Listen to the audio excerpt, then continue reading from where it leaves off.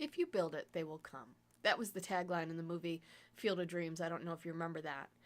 And it makes me think a lot about websites and how people kind of believe that if they invest in a website that people are going to suddenly come to it, that they can just have this kind of passive presence online and people are going to automatically want to see what it is that you do.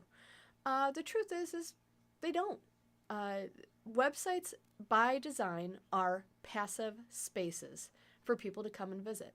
So that means that you need to get people to your website either by human interest, so they're typing into Google and hopefully finding you online through your search engine, or they know your domain name, so they type it right in because they're interested in what it is that you do, or lastly, is really applying what I call a digital strategy to your website. And when I talk about digital strategy, that is the matter of driving people to your site to go and visit. Once they're there, obviously the objective or goal is to get them to convert, whether it's through contacting you or through messaging you. That is ultimately the goal. So you have kind of three things here. Number one, your person who's just going to type in your domain name. So that's the person that you constantly, whether it's on your business cards, your marketing brochures, etc. You're always pushing the web domain name to. Then there's the second person who you need to have your search engine optimization as strong as you could get it. That's going to be very important. But even these days, right now, people are getting bumped way down on Google because of ads. And I mean, if you type in anything, you will find that the first 5 to 7 people who come up or listings that come up, those are really people who are paying to be seen on Google, and it's what's called pay to play, which is a common term these days.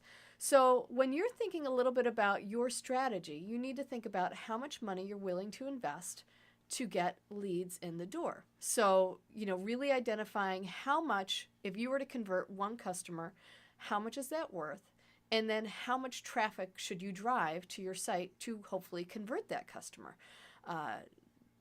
If you are able to convert every 10 people to convert into one customer, then it's going to be well worth your money to go ahead and invest in, whether it's Google AdWords or Facebook or Twitter or LinkedIn advertising.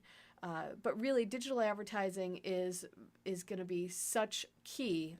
It is actually key right now for spending your money in your marketing budget. In addition to that, if you are spending money on print advertising, I'm hoping that I don't need to tell you, but it's really, there's nothing to prove that print advertising is even working anymore.